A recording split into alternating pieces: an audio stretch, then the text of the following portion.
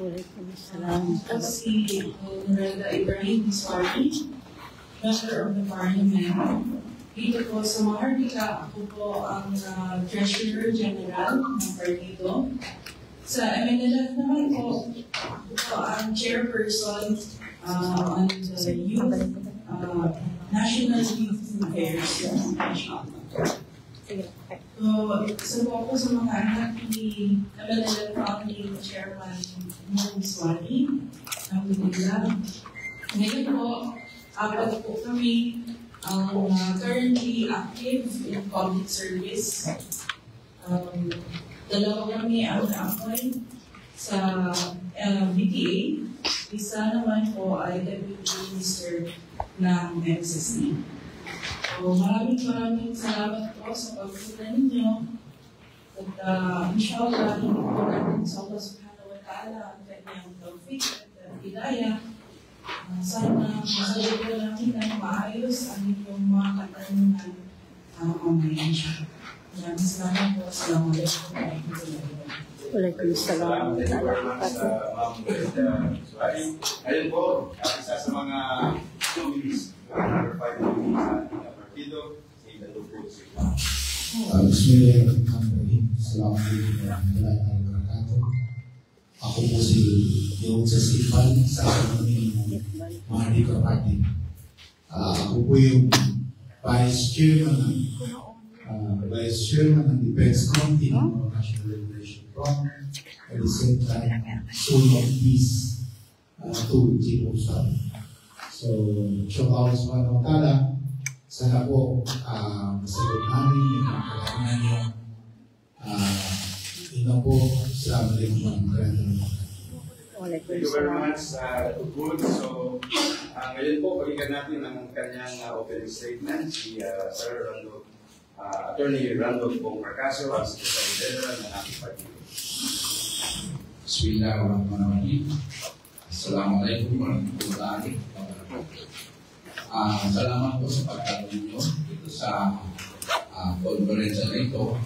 Ito na ito ay mahalaga po sa amin bilang membro ng MNLF at saka membro ng Mahardika Party sapagkat ang araw na ito ay joint celebration ng 29th anniversary of the signing of the 1996 Peace Agreement and at the same time proclamation value ng Mahardika Party. So, sana ay masagot namin ang inyong mga clarifications. Thank you. Thank you very much, Secretary. So, we will start entertaining your questions. Sino yung mauna? Okay, sir. Sir, magandang araw po. Sabang DXMY Arlene Cotabato. Nabanggit dalawang activities na isasagawa ngayon.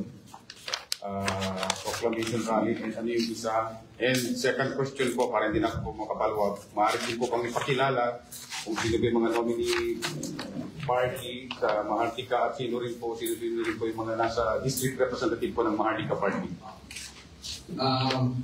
Ipapakilala po namin mamaya. Hindi ko memorize yung 40 nominees. Kung isa na doon ang aking kasama ngayon, at saka dahil si Brother Hara, ilan ng Diyos si Brother Hara, kaya sa DINT Secretary ng ARM. Nandiyan din si Atty. Aruman. At sa mga ano naman, kita lang ay si Sam Mudas at iba pa. Marami kami, mamaya ay makilala nyo silang lahat. Tulad ang sinabi ko, isang activity ng araw na ito ay 29th celebration ng 1996 Final Discipline. Opo, isa rin nominee. Hi, sir. Okay? Okay. Then, pinatuwa from Voice FM 92.1. Sir, ang aking pamimigyan na ano ba yung naipo natin sa pambayan. Kung sakali ang maharita po ang mamumunod sa kahit para po ano po yung pagkakaiba sa ibang partido pwede nyo ibigay sa pambayan. Mahaba-haba yun, pero tingin na lang. Kasi mahaba yun, ano magkakaiba. Ito na, ang Mahardika Party ay siyang partido na magsusulong ng ano ba yung kapagsunduan, the agreement between the government and the national. In short, it will pursue what was enshrined, what was agreed in the 1976 Treaty Agreement and the 1996 Final Peace Agreement. Ito ang top agenda niya. So, it will be done through legislation, through negotiation, through filing of resolutions at ito ang format ng pagpahiwatig sa bayanan mo, kundi lalong-lalong na sa pamahalang Pilipinas na dapat ay implementa yung hindi pa na-implement sa National Peace Agreement. So in short, Mahardika's major agenda is how to move forward the peace process. Pangalawa po, ito siyang program, yung program sa pati yung pagsunod ng peace process. Ito po ay mga adhikain ng founding chairman ng NLM, the chairman of the party. So ito po ang isang unique ito ng Mahardika sapagkat siya ay nagkaguyod, siya ay ito partido ni chairman ng party. Now, sa program of government or philosophy of Mahardika is the recognition and respect of human rights, ang karapatan ng tao. Ang karapatan ng tao ay yung new generation of human rights. Number one is the right to live peacefully, securely, and the right to food. Kailangan lahat ng ating kapabayan ay masecure na sila ay makakakain 3 days a day. Now, this is related to the second main agenda, which is the right to livelihood. So, tataguyod na mabigang ang programa ng struktural at yung mga ibang programa sa pamilista at asan rin yung trade business. Also, what was agreed in the Final Peace Agreement. In short, it will not only aim at integrating the governments. It will pursue an international agreement which calls for the establishment of the Bangsa Forum Development Assistance Fund. Ito na tinatawag na BIDAF. Ang BIDAF po ay isang financial system kung saan nagkaroon ng agreement ang pamahalaan at ang Organization of Islamic Conference na magkakaroon ng financial system which will primarily be supported by the Organization of Islamic Conference through its financial institutions or socio-economic solutions. Unang-una, ito yung Islamic Development Fund. Matagal na po ito. At hindi pa umuulan dahil sa meron na tayo itong political debate. And also, the intent of the country na tatawagin ang NLM at ang pamahalaan na uupo ulit upang ma-discuss kung paano isusulong ang implementation na lahat ng agreements ng pamahalaan at ang NLM. Kaya kami na-encourage and also the permission of China na dapat na-encourage. Ang BIDAF po will engage in socio-economic, educational, spiritual, and other kinds of development. At hanggang scope of operations, hindi lang po sa port ito tinatawag ng MARM, kundi sa buong Mindanao Sur Intabay. So, now, balitan ko yung human right. meron tayong karapatan na magkaroon ng malinis na paligid, clean environment, and balance ecology.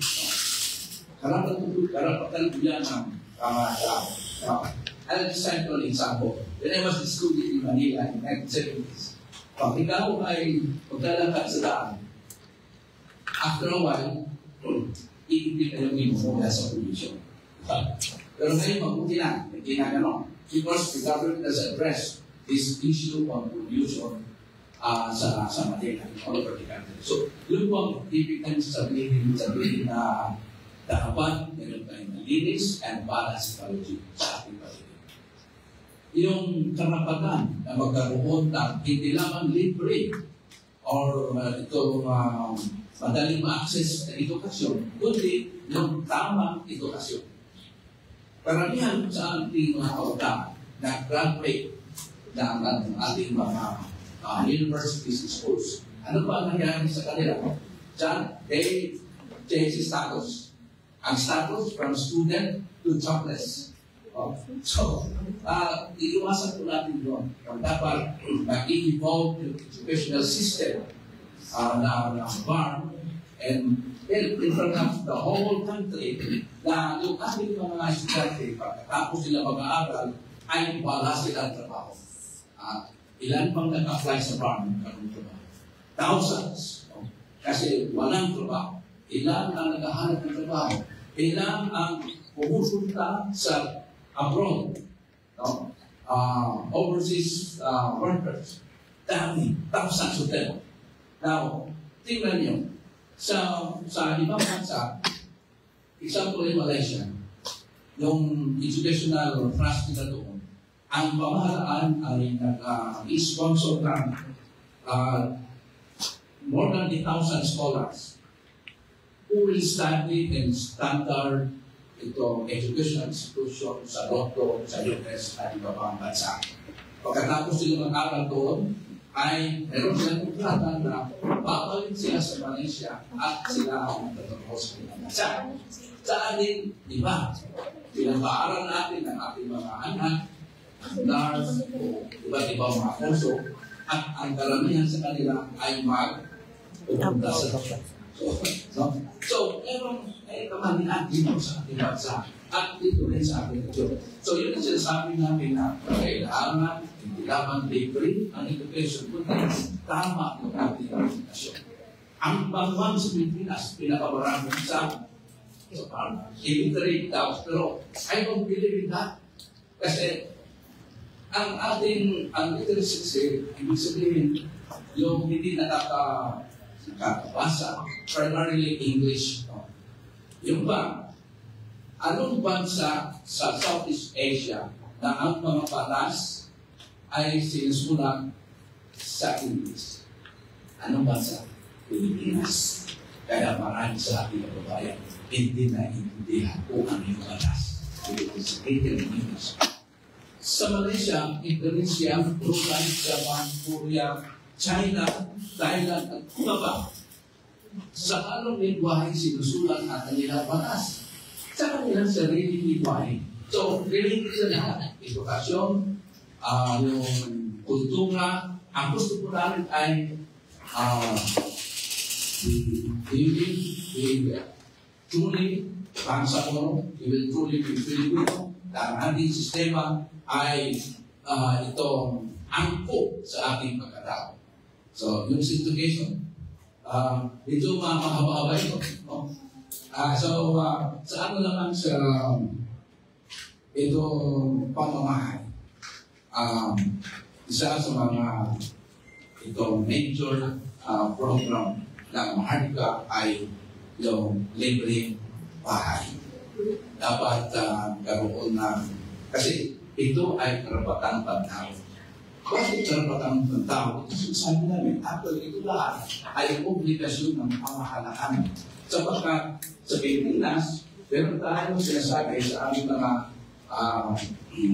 mga nagpapag-aral sa Asia, meron tinatawag na Doctrine of Parents Patria.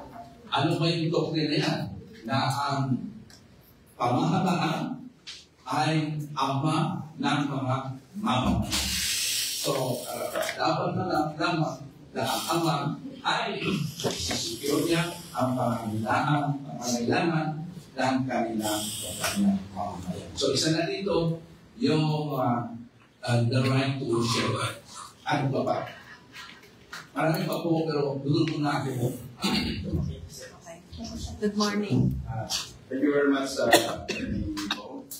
let me acknowledge yung mga friends natin sa video na karating lang po sa ating press conference. So kung gusto nyo magsalita, may magtanong, just raise your hand. So nauna si ate kanina. Ella Gayawan po, Agnes and Masaka. Ma'am and Dave, ano po yung konkretong programa at proyekto para sa ating mga kababaihan ng mga Hardika Party? Sama na natin yung mga senior citizens at yung ating mga community.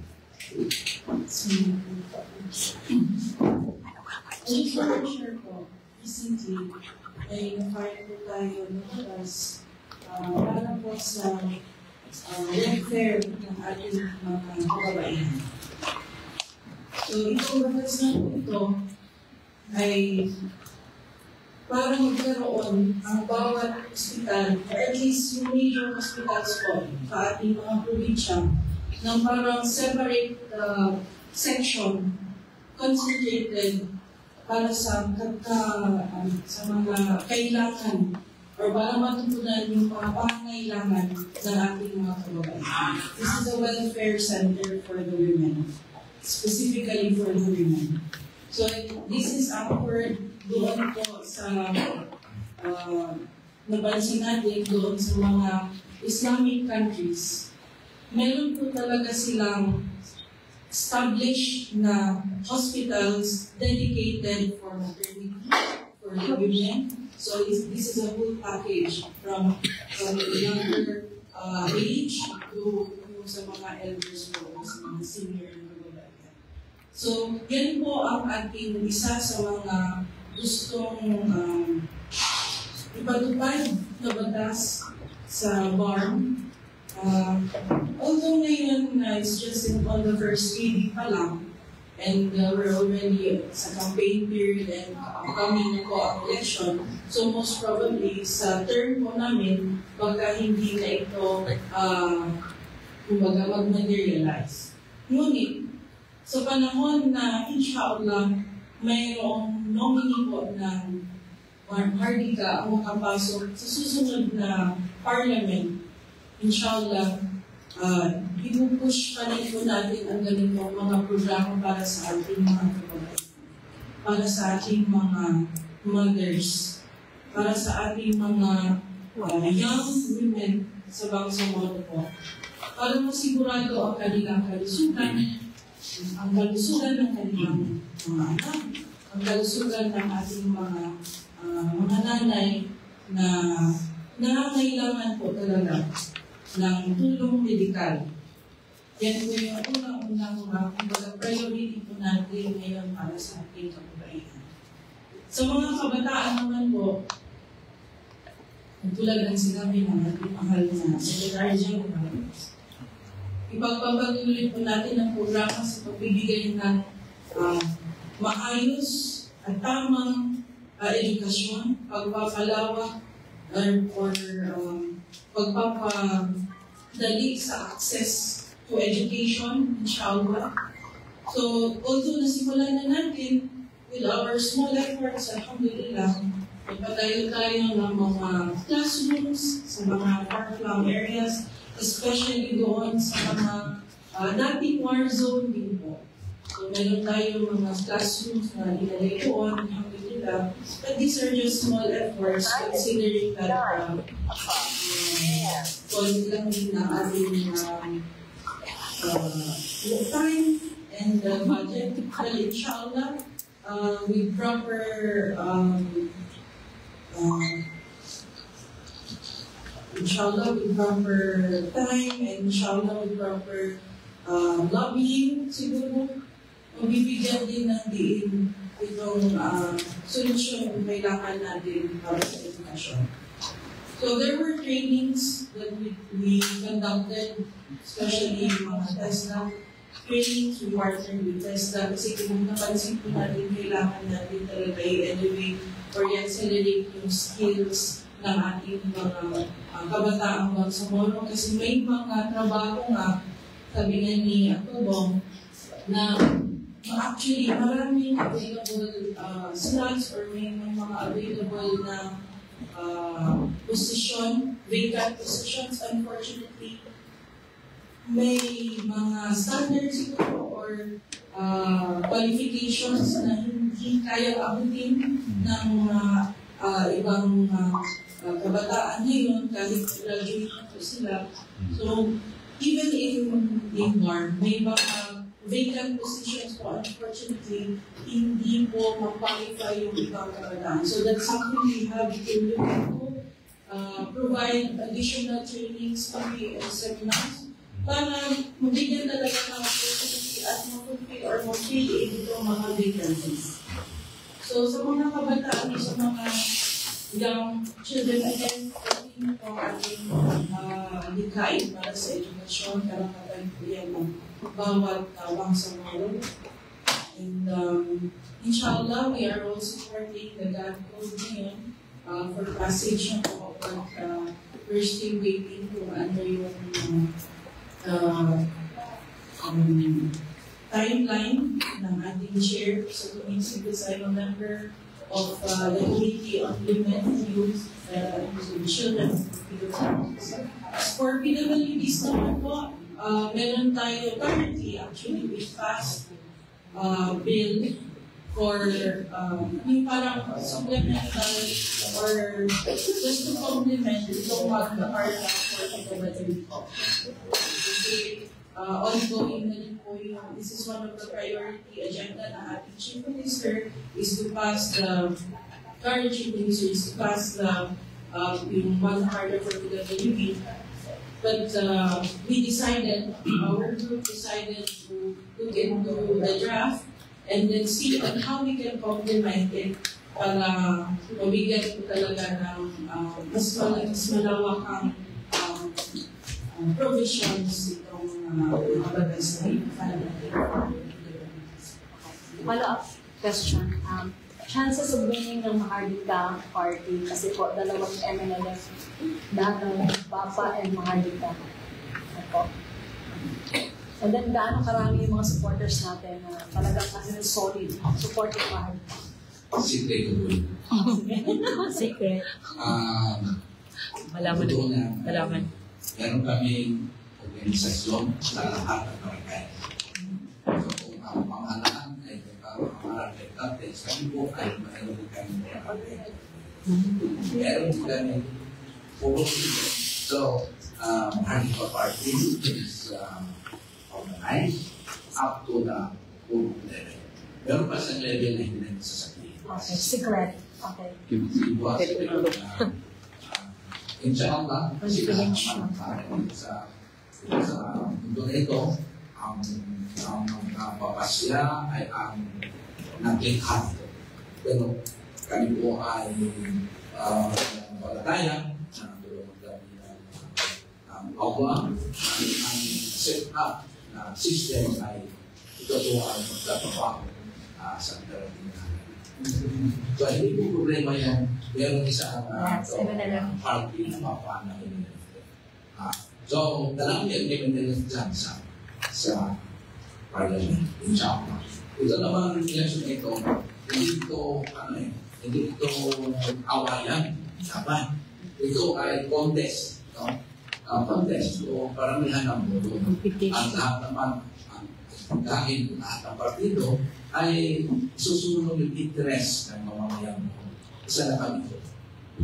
Okay, ang susunod kanina kung lang nagkaroon ng kamay si Ma'am, and then yung naka-sumpero na media. Yes. And then, so 1, 2, 3. Ikaw sir. Sige po. Assalamualaikum. I am Princess Sharifah from Subangka, Maguindanao po. So, ang question ko po is about particularly sa mga IPs natin, yung mga kabataan na nasa conflict affected areas, na may mga trauma, and also may trauma yung mga nakararanas ng mga displacement, yung mga kabataan natin. Meron po ba tayong particular na program para sa mental health and psychosocial support sa mga kabataan na nasa conflict affected areas, lalo na sa Bagong? Meron po ba tayo? Kahit sino? Mental awareness. Amin po, kasi yung internally displaced parties of residents ay malaking kanabihan dito. Pero yung aming internally displaced person, yung expand ko namin, hindi lang yung sa pwede in current politics ay naghahabod lang, ay pawanaan, ito non-state armed sectors, kundi in-expand lang yung concept sa mga displays dahil sa kabuuan dito sa mga. So, meron kami programa dyan. At so, dalawang klase. Yung para sa yung indigenous IDPs, current IDPs, at saka yung displays dahil sa kabuuan dito sa mga. Meron po ba tayo particular program about mental health and psychosocial? Yes, we are mobilizing yung mga yung experts sa mental health education o rehabilitation na nasa sistema ng pamahalaan at saka yung private organizations, lalo na donor communities na meron pong focus dyan. So we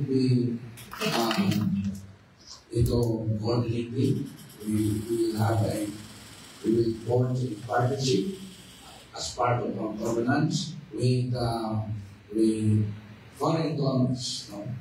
Hindi lang foreign donors kasi yung foreign donors natin mostly ay galing sa Europe, no?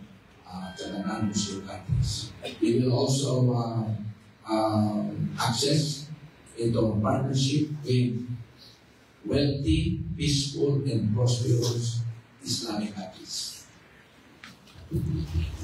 Okay po, si Ma'am. Okay, Thea Abdul Karim from Assalamualaikum warahmatullahi ta'ala wabarakatuh. Sir, Thea Abdul Karim from 94.7 TM Radio FM Cotabato. So, sorry. My question is, paano po tinutugunan ng Mahardika Party, speaking of the transparency and accountability, especially the allocation and the public services delivery? Of course, meron din siguro nito ibang partido, pero pinaka-sentro ng governance policy na Mahardika Party ay yung sasabihin ko muna sa ang buong sura in the conduct of the affairs of the people, there should be consultation. Because in consultation, it will have or it will create the atmosphere of transparency. So, sa pursuko ng policies at saka implementation of prioritization ng mga projects and programs na regional na pamalaan, dapat ito ay nakabatay sa resulta ng consultation. Okay. Okay. Ako, questions? Okay, by the way, ang presto natin ay hanggang 9:30. At time check natin is 9:10, so we still have around 20 minutes. John Di Mapalo. Assalamualaikum, good morning po. Jom Di Mapalo po from Brigada. Although natanong ko na rin kahapon kay MP Randolph yung sa stand niya sa Sulu. Any stand po sa Sulu dahil alam natin walang farm, walang arm, walang MNLF pag walang Sulu. Magiging back yung yung may pamilya. Kasi alam naman natin historic role of the households in the pursuit to establishment of self-governance, not only in the whole territory, but in the whole of Minsopalang. Nandiyan po sa ikanda yung mga tauso. So, hindi po fair. The other way of saying that it will be unjust to demand sa Borok pag hindi po kasali ang sulo sa organization. Sapagkat ang sulo ay napakalaki ang kanyang role, hindi lamang sa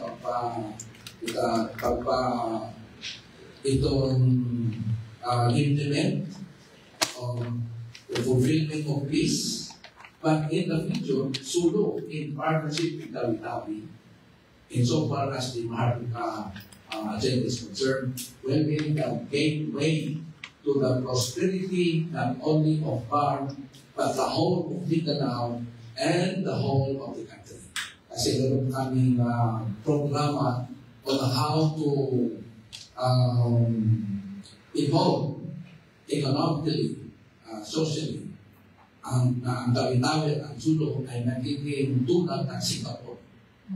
So, sapagkat geographically sila po pinakamalapit sa ating sa Southeast Asian friendly and prosperous states. Sila po ang gateway. So, napaka-importante po ang sulong sa autonomy. Hindi lang yun, doon po nakagaling si Chairman. May kung yata kayo, sir, may resolution yata kayo, no, na humihiling sa House of Representatives and Senate na gumawa ng plebisito para malaman. Sa reminder, yes. They have filed a resolution. Marami kami ang nag-file. Sa akin na dyan, si MP Moricanis Magi, si MP Romy Sena, Tika Joe Morena, sa likudin Jiggling, at iba pa na hinihingi namin. Yung resolution na yan is for the PTA, for the bar, to request or demand from the Philippine Congress. We must speak the Philippine Congress, it's composed of the Senate of the House of Representatives, na magkaroon ng batas na tatawag ulit ng plebisito sa sulo in order to determine kung gusto ba nila o hindi nasasabi sa parang. Yan po ay nasa is already filed sa PTA. We hope that then we're having enough time to Pero kung ikaw ang tatanungin, sir, pag ngayon isasagawa yung plebisito sa sulok, mananalo kaya ang yes? Pabalik? Kami po bilang members ng Internet, we will mobilize all our resources, all our people, members, non-members, sympathizers, to put in favor of the inclusion or re-inclusion of Zulu into the party. Sure. Yes, and then two questions. Reynan po ng Sir from Bombo Radio. To Mr. Chairman, kasi nga po may mga lumulutang na mga issues na this for these coming days. So, or for the past days. So, paano po natin masisiguro na intact at unified and united ang MNLF upang at maisalin po ito sa isang malakas at solidong political movement. Balikin yung po yung praise. Ano yung... may mga lumulutang po na mga issue na disunity. For the past days. So, paano po natin masisiguro na sa MNLF ay makakabuo po at solid for this coming election? Kami po, ang kampanan po namin ay hindi na namin po pinipili o kinukuha yung mga yung nakikita namin na putante ng ilan ng Papa o kaya ng Ibidowi at iba pa. kung saan sila malakas, hindi namin inaagaw. We are relying mainly on the strength of the mass base of the Moro National Liberation Front of Chairman Rungswari. At kami ay naniniwala at naniniwala kundi nakikita natin na napakarami po. Hindi lamang sa sulong, kundi sa iba po sa po ng parang. So, hindi namin inaaway sila yung mga officials, si Brother Muslim Sema, yung sinasabi, ipapapili nila. Hindi naman po sila inaaway. Hindi, sinasabi namin, ang sa inyo, ang sa amin, ay sa amin. So, magkaisa tayo sa isang mapayapang kampanya at magkaisa tayo sa layunin natin na mahalal at maisali sa darating na regular parliament campaign yung dapat na maisali sa so, hindi lang sa mayaman, hindi lang wapo o maganda, kundi lalong-lalo na yung may capability, may puso, at may sense of sacrifice to serve the interest of the bansa. So, pero follow up po. Sir, pero may mga hakbangin po ba kayo na itong Mahardika Party upang makakuha rin po ng suporta sa ibang sektor, hindi lang po sa MNLF? Opo, kasi maraming kami mga members na ID. In fact, we are negotiating sa case guiding, hindi ko na sasabihin. Kaya na informal talks, hindi pa natin na-formalize na magkaroon kami kung magkakatotoo, this will materialize, magkakaroon kami ng candidate na hindi po member natin. And we are also asking our Christian brothers and sisters, our non-Moro IDs. Alam mo sa amin, walang non-Moro ID. Para sa aming kaltahan, pag ikaw ay Mindanao, ikaw ay if you are born in Mindanao, in your heart is Mindanao, para sa amin, Moro, Muslim, Christians, at tinatawag ng Highlanders, lahat po sa amin, pag ito sa Mindanao, I will consider them as Okay, si Kuya. And then, second to him. Final? Sir. Parting words. Vermont Parish of the City of my question is regarding natin yung grupo kasi natin under-advertise and then yung other parties under yung po sa MNL. So, tayo na po ba, baka makating yung ating population na magpupunto sa atin. Hindi ba tayo may hirapan? Hindi ko makating. Kasi, hindi ka mo nakating mamaya, wala kang away, kundi be hope na nagkikaya. We also hope that they will have nominees who will be included in the coming regular parliament, as well as those in serving nominees. Ang prinsipyo ko na Mahardika ay tanging lang ng pantay-pantay. Nagkataon lang na may Christians at Muslim. Sa akin po ay paniniwala in the final judgment, hindi po tatanungin ang Panginoon ito ba ay Muslim Christian. Kundi ikaw ay tatanungin ano ba ang aking ginawa dito sa mundo na ito. Ikaw ba ay nagbibig sa akin bilang Panginoon?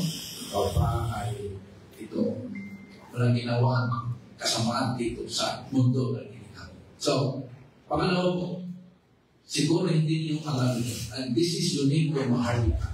And let me just state this kasi meron tayo kasama mga Christians. Let me state this in Arabic. Kami po ay naniniwala sa sinabi ko sa Quran na Bismillahirrahmanirrahim Fa'idza sa may turuan pagtubihi pinrubi pagkaroon ng isa. Sinabi na Allah sa lahat ng mga anghel na dapat sila ay dapat malaman nila na nung nilikha ng Allah, ikaw at ako. Nung tayo ay nasa ating buong ng ating ina, nung tayo ay nasulong dyan, binuhay tayo ng Panginoon sa pangharapin ng kanyang Espiritu. Sa Arabic room, sa dalawa. So lahat tayo, there is that. Yes. XFM. Hello, it's Mike Sosali of XFM Philippines. I don't know kung lahat muna ito, pero for the record na lang siguro, pwede ba natin kilalanin kung sino yung first nominee sa party na ito. And at sunod-sunod po ng mga nominees na party. Iibitahan po namin kayo sa aming proclamation party. At kung po ma-announce yung tinanong. Sa ngayon po ay sasabi ko lang na ganito. Sinabi namin sa comment, ang first nominee ay si Tarhata Magdalene. Ngunit we would like to take this privilege to state that she executed an affidavit na siya ang mag-withdraw. Ang second nominee po ay ito kaibigan mo, si Mo Marcasio. Ang third nominee ay si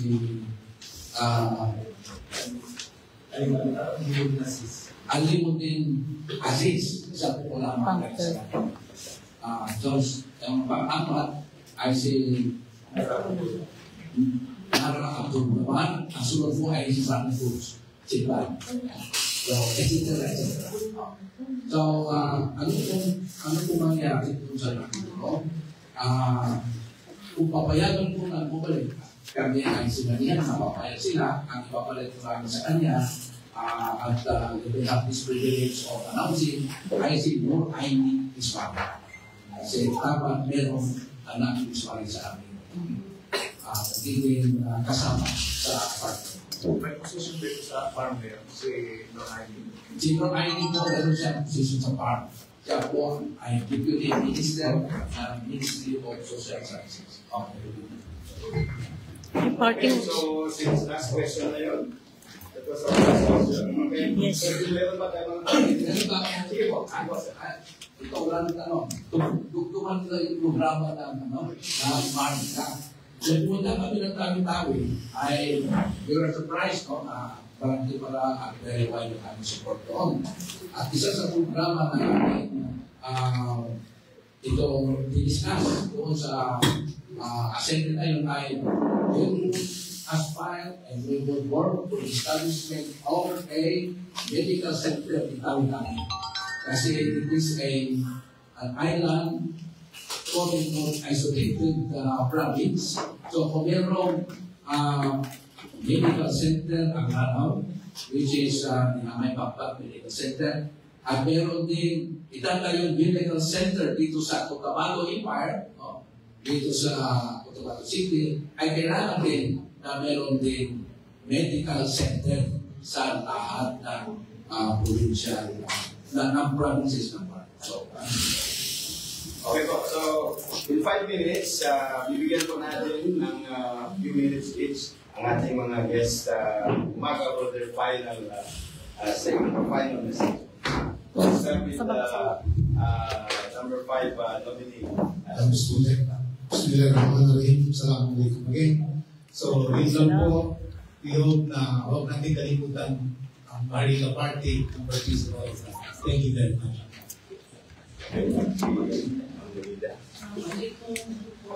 Salamat tayo sa Allah Subhanahu wa Ta'ala for this morning press conference. Maraming salamat po sa inyong lahat. Sana nagtulan po natin ang inyong mga katanungan. Inshallah po, magkaisa po tayo sa dadating na eleksyon na sana magkaroon ng peaceful and credible election po para sa Bangsamoro. Maraming salamat. Assalamualaikum warahmatullahi wabarakatuh. Waalaikumsalam. All for freedom, freedom from poverty, freedom from ignorance, freedom from oppression, freedom from the dominance of the central government. Let's have independence economically, independence in the determination of our policies in our region. Let us have prosperity. Let us all be noble because Maharlika means, ang Maharlika ibig sabihin niya, noble people. You are all noble people and you were created by God to be in Maharlika. Assalamualaikum warahmatullahi wabarakatuh. Ayun po yung pagtatapos ng ating end po yung pagtatapos ng ating press conference. Ay pula, meaning homeland, bansa, meaning nation, entry, faith in God. Pula, bangsa, agama. Tatlo, kami po ay number 3. Okay. So, maraming salamat. That's our press conference. Salamat po sa pagdalo. Ulitin po. Thank you very much. Okay, maraming salamat sa lahat ng nanood. And dyan po nagtatapos ang ating Maharlika Party Proclamation Rally Press Conference dito sa CSO Cotabato City. Maraming salamat. Wassalamualaikum warahmatullahi wabarakatuh.